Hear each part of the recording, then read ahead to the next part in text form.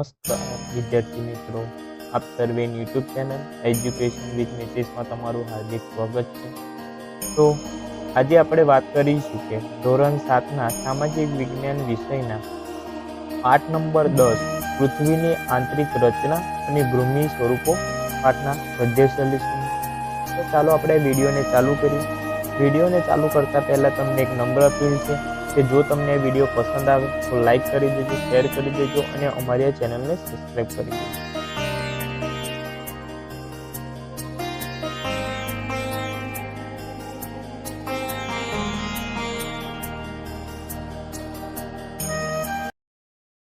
પ્રથમ પ્રશ્ન છે કે યોગ્ય જોડકાઓ જોડો।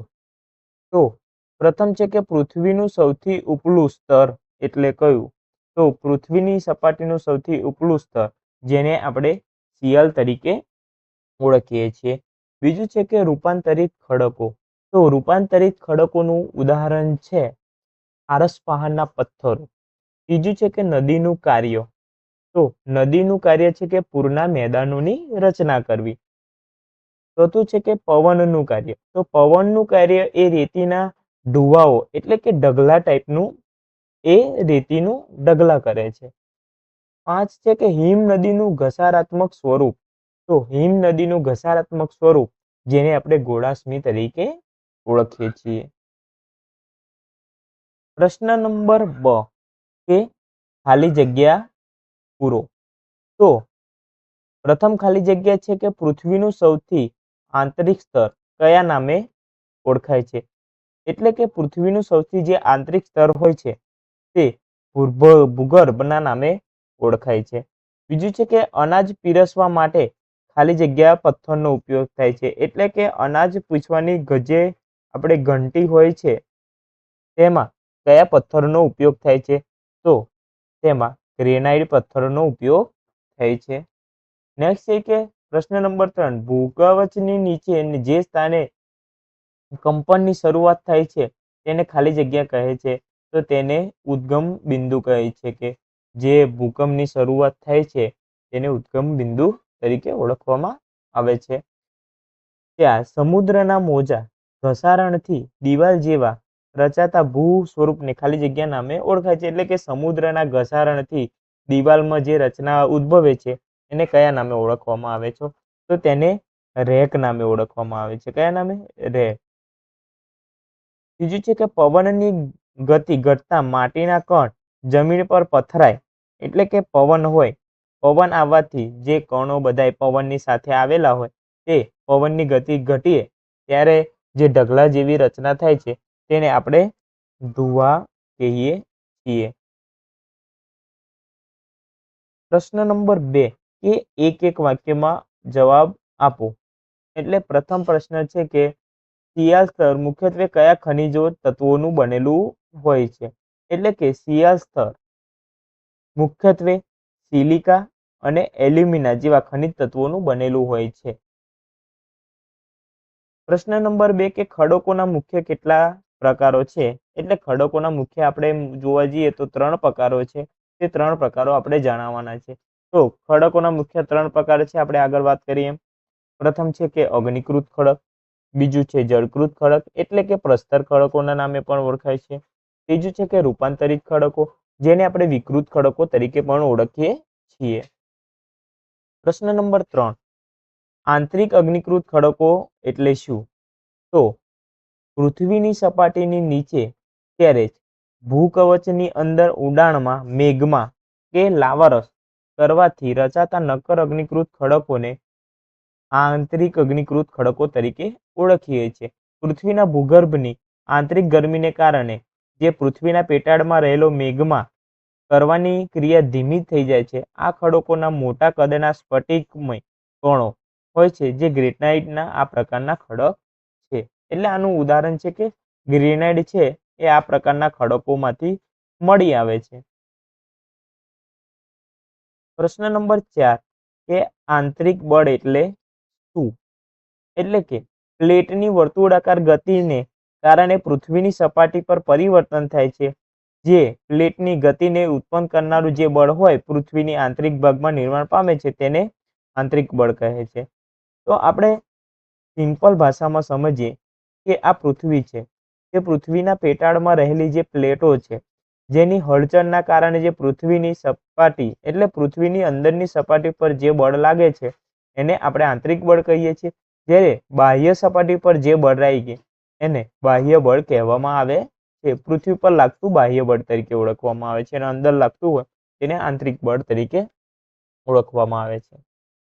પ્રશ્ન નંબર 5 એટલે કે જળ પ્રયાત કોને કહેવામાં આવે છે? તો નદીનું પાણી તેના માર્ગમાં કોઈ પણ નક્કર ખડક પરથી સીધી ઢોળાવવાળી ખીણમાં એટલે કે નીચાણવાળી ભૂમિ પર વેગ સાથે પછડાય છે તો તેને જળધોધ તરીકે ઓળખવામાં આવે છે. જળધોધ ઊંચાઈ અને વેગની તીવ્રતા ખૂબ જ વધુ હોય છે, તેને જળ પ્રયાત તરીકે ઓળખવામાં આવે છે. પ્રશ્ન નંબર 3 કે ટૂંકનોંધો લખો. પ્રથમ પ્રશ્ન છે કે શિયાળ અને સીમા વિશે ટૂંકનોંધ આપણે લખવાની છે. તો પૃથ્વીની સપાટીનો સૌથી હૂંફાળો પાતળો સ્તર મુખ્યત્વે સિલિકા એટલે કે રેતી અને એલ્યુમિનિયમ જેવા ખનિજ તત્વોનો બનેલો હોય છે, તેને આપણે શિયાળ તરીકે ઓળખીએ છીએ, જેમાં મુખ્યત્વે એલ્યુમિનિયમ અને સિલિકા જેવા તત્વો રહેલા હોય છે. શિયાળની નીચેના સ્તરને મુખ્યત્વે સિલિકા અને મેગ્નેશિયમ ના બનેલા છે, જેને આપણે સીમા તરીકે ઓળખીએ છીએ. પ્રશ્ન નંબર 2 કે પવનનું કાર્ય સહદ્રષ્ટાંત એટલે સહ ઉદાહરણ તરીકે સમજાવો. તો રણ પ્રદેશમાં પવન એ ઘસારણ અને નિક્ષેપણનું મુખ્ય પરિબળ છે. રણમાં પવન ખડકોના ઉપરના ભાગની સરખામણીએ નીચેના ભાગની સરખામણીએ વધારે અને ઝડપથી ખસે છે. પરિણામે આ ખડકોનો નીચલો ભાગ સાંકડો અને ઉપરનો ભાગ વિશાળ બને છે. તેથી આ ખડકો છત્રીના આકાર જેવી એટલે કે આવી રીતે છત્રીના આકાર જેવી એક આકાર રચના કરે છે, જેને ભૂછત્ર તરીકે આપણે ઓળખીએ છીએ.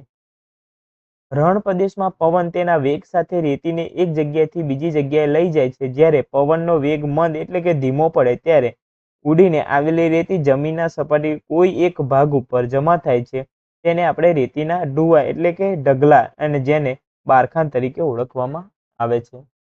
જ્યારે રેતીના કણો નાના હલકા હોય છે ત્યારે પવન તેને સેંકડો કિલોમીટર સુધી લઈ જાય છે. આ રીતે પવનના દૂર દૂર ખેંચાઈ આવેલા રેતીના કણો વિશાળ વિસ્તાર પર પથરાઈ જતા સમતળ એટલે કે પેલું શું કહેવાય એકદમ સપાટ મેદાન બને છે, જેને આપણે લોએસનું મેદાન કહેવામાં આવે છે, જે ચીનના વાયવ્ય ભાગમાં એક પ્રકારનું મેદાન છે, જે ચીનના વાયવ્ય ભાગમાં આવેલું એક પ્રકારનું મેદાન છે, તેનું ઉત્તમ ઉદાહરણ છે. પ્રશ્ન નંબર 3 કે રૂપાંતરિત ખડકો સહદ્રષ્ટાંત સમજાવો. તો ઊંચું તાપમાન એટલે કે ઊંચું તાપમાન અને અતિશય દબાણના કારણે અગ્નિકૃત ખડકો અને જળકૃત ખડકોના કણ રચના, સ્તર રચના અને બંધારણ, રંગ વગેરે મૂળભૂત ગુણધર્મો રૂપાંતર પામીને જે ખડકો બને છે તેને આપણે રૂપાંતરિત ખડકો કહેવાય છે. દાખલા તરીકે ચીકણી માટી સ્લેટમાં અને ચણાના પથ્થર આરસપહારમાં રૂપાંતરિત થાય છે. એટલે કે ચણાના નહીં, સોરી છે, અહીંયા થોડીક ભૂલ છે, ચૂનાનો પથ્થર આરસપહારમાં રૂપાંતરિત થાય છે, ખડકોમાં રૂપાંતરિત થઈ અને ક્વાર્ટઝ, ગ્રેનાઇટ, હીરો વગેરે મળી આવે છે.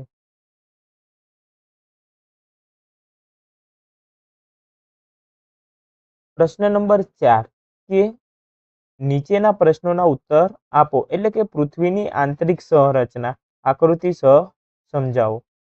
એટલે કે આપણે જોઈએ તો પૃથ્વીની આંતરિક રચનાની વાત કરીએ કે પૃથ્વી ડુંગળીની જેમ એક ઉપરથી એક સ્તરથી ગોઠવાયેલી અને અનેક સ્તરોની બનેલી એક રચના છે. જ્યારે આપણે આગળ વાત કરીએ કે પૃથ્વીના સપાટીના સૌથી ઉપલા સ્તરને ભૂકવચ કહે છે, જે સૌથી પાતળો સ્તર હોય છે, જે પૃથ્વીના આશરે 35 કિલોમીટર એટલે કેટલા કે 35 કિલોમીટર સુધી આ વિસ્તરેલો ભાગ હોય છે. ભૂમિખંડની સપાટી મુખ્યત્વે સિલિકા અને એલ્યુમિના જે ખનિજ દ્રવ્યોની હોય છે, તેથી તેને શિયાળ તરીકે ઓળખવામાં આવે છે. શિયાળની નીચેના સ્તરને મુખ્યત્વે સિલિકા અને મેગ્નેશિયમનો બનેલો હોવાથી તેને સીમા તરીકે ઓળખવામાં આવે છે, કે સિલિકાનો સી અને મેગ્નેશિયમનો મા, એટલે કે સીમા તરીકે ઓળખવામાં આવે છે. સીમાની બરાબર નીચે એટલે કે મેન્ટલ, જે આશરે 2900 કિલોમીટર સુધીની ઊંડાઈ સુધી ફેલાયેલો છે. પૃથ્વીનું સૌથી આંતરિક સ્તર ભૂગર્ભ છે અને તેની ત્રિજ્યા આશરે 3500 કિલોમીટર જેટલી હોય છે. આ સ્તર મુખ્યત્વે નિકલ અહીંયા ભૂલ છે, નિકલ અને લોખંડ જેવા ખનિજોનું બનેલું હોય છે. તેથી તેને નિફે તરીકે ઓળખવામાં આવે છે. કેન્દ્રીય ભૂગર્ભમાં તાપમાન, દબાણ અને પદાર્થોની ઘનતા ખૂબ જ વધુ હોય છે. એટલે કે પૃથ્વીના પેટાળમાંથી આપણે જેમ પૃથ્વીની સપાટી બાજુ આવીએ તેમ તાપમાન, દબાણ અને પદાર્થોની ઘનતા ઘટતી જાય છે. પ્રશ્ન નંબર 2 કે ખડકોના પ્રકાર ઉદાહરણ આપી સમજાવો. તો નિર્માણ ક્રિયાને આધારે ખડકોના મુખ્યત્વે પ્રકારો 3 છે. આપણે જે નીચે મુજબ છે. પ્રથમ છે અગ્નિકૃત ખડકો, બીજું છે જળકૃત ખડકો અને ત્રીજું છે રૂપાંતરિત ખડકો, જેને આપણે વિકૃત ખડકોના નામે ઓળખીએ છીએ. પ્રથમ વાત કરી કે અગ્નિકૃત ખડકોની.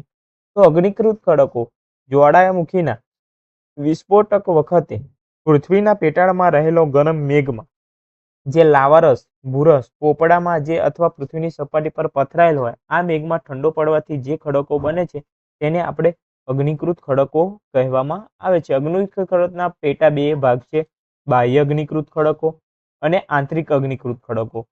તો પ્રથમ જોઈએ કે જ્વાળામુખી પ્રસ્ફોટનના સમયે પૃથ્વીની સપાટી પર બહાર ફેલાયેલા અને ઝડપથી ઠરીને નક્કર બનેલા લાવારસના ખડકોને બાહ્ય અગ્નિકૃત ખડકો કહે છે. આ ખડકોની સંરચના ખૂબ નાની એટલે કે દાણાદાર હોય છે, નાની દાણાદાર, જેનું ઉદાહરણ છે બેલસાલ્ટ. એ બાહ્ય રૂપાંતરિત અગ્નિકૃત ખડકોનું ઉત્તમ દ્રષ્ટાંત છે. બીજું કે પૃથ્વીના પેટાળમાં રહેલો મેઘમાં અથવા લાવારસ જો પૃથ્વીની કવચની અંદર વધુ ઊંડાઈએ કરી જઈએ તો તે સ્થાને નક્કર ખડકોને આંતરિક ખડકો કહે છે. ધીમે ધીમે લાવા ઠરવાના કારણે તે મોટા દાણા જેવું સ્વરૂપ ધારણ કરે છે. તેને આપણે જે અગ્નિકૃત ખડકો છે આંતરિક અગ્નિકૃત ખડકો તરીકે ઓળખીએ છીએ. તેનું ઉત્તમ ઉદાહરણ જોઈએ તો એનું ઉત્તમ ઉદાહરણ છે ગ્રેનાઇટ, જે આંતરિક પ્રકારના ખડકોનું ઉત્તમ ઉદાહરણ છે, જેનો ઉપયોગ ઘંટીમાં અનાજ, દાણા કે મસાલા દળવા માટે મોટાભાગે ગ્રેનાઇટના પથ્થરોનો ઉપયોગ થતો હોય છે. બીજું જોઈએ કે જળકૃત ખડકો. તો જળકૃત ખડકો એટલે શું? તો આપણે સમજીએ કે પૃથ્વીની સપાટી પર વરસાદ, નદી, હિમનદી અને પવન જેવા પરિબળો દ્વારા સતત ઘસારણની પ્રક્રિયા ચાલ્યા કરે છે. ઘસારણની ક્રિયાથી છૂટા પડેલા ખડક દ્રવ્યો, માટીકણો, વનસ્પતિ, પ્રાણીઓના અવશેષો વગેરે પાણીના પ્રવાહ સાથે ઘસડાઈને એક સ્થળેથી બીજા સ્થળે જળમાં એકઠા થાય છે. આમ જળના નિક્ષેપણ દ્વારા એકઠા થયેલા દ્રવ્યોના લાંબા સમયે એક સ્તર પરથી બીજા સ્તર પર રૂપાંતર થાય છે. આ સ્તરો એકબીજા પર આવવાથી દબાઈ જાય છે. કાળક્રમે તેમાંથી સ્તર રચના એક પ્રકારની આ રીતે ઉપરા છાપરી તળ રચના, એટલે અહીંયા પ્રાણીઓ, પક્ષીઓ વગેરેના અશ્મિઓ વચ્ચે દટાય છે અને એક આ સ્તર ટાઈપની રચના કરે છે, જેને જળકૃત ખડકો કે પ્રસ્તર ખડકો તરીકે ઓળખવામાં આવે છે. તેનું ઉદાહરણ છે રેતા, પથ્થર અને રેતીના કણો વચ્ચે વનસ્પતિ, પ્રાણીઓ અને ખૂબ જેવું જીવાશ્મી છે. ત્રીજું છે કે રૂપાંતરિત ખડકો. તો અગ્નિકૃત ખડકો અને જળકૃત કે પ્રસ્તર ખડકો ખૂબ જ ગરમી અને અતિશય દબાણના કારણે તેના મૂળ બંધારણ કે સ્વરૂપમાં રૂપાંતર પામીને જે ખડકો બને છે તેને રૂપાંતરિત ખડકો કહેવાય છે. દાખલા તરીકે ચીકણી માટીમાંથી સ્લેટમાં અને ચૂનાના પથ્થરનું આરસ પહાડમાં રૂપાંતર થાય છે, તે રૂપાંતરિત ખડકોનું ઉત્તમ ઉદાહરણ છે. પ્રશ્ન નંબર 3 કે હિમ નદીનું ભૂમિ સ્વરૂપ સમજાવો. તો જવાબ જોઈએ કે ભૂમિ ઊંચા અક્ષાંશોમાં 0 સેલ્સિયસ ઊંચા પર્વતીય વિસ્તારો બારેમાસ બરફથી જામેલા રહે છે.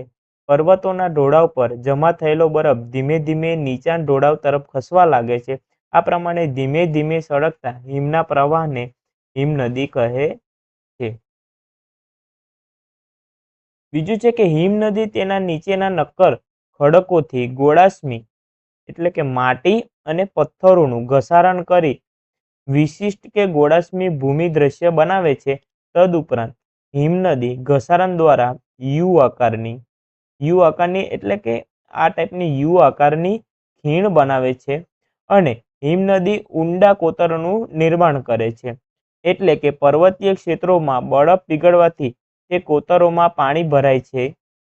પરિણામે ત્યાં એક સુંદર મજાના સરોવર બની જાય છે. આમ હિમનદી પોતાની સાથે લાવેલા એટલે કે નાના મોટા ખડકો, પછી છે રેતી, કાંકરા વગેરે નિક્ષેપિત થાય છે. આ નિક્ષેપણ દ્વારા હિમનદી તેના પ્રવાહ વચ્ચે ટેકરી જેવા એટલે કે તેને ડ્રમલિન અથવા ભૂમિ સ્વરૂપની રચના કરે છે. જે ભૂમિ સ્વરૂપની રચના કરે છે એને આપણે ડ્રમલિન તરીકે ઓળખીએ છીએ. થેન્ક યુ વિદ્યાર્થી મિત્રો. જો તમને વિડીયો પસંદ આવ્યો હોય તો લાઈક કરી દેજો, શેર કરી દેજો અને અમારી આ ચેનલને સબસ્ક્રાઈબ કરી દેજો.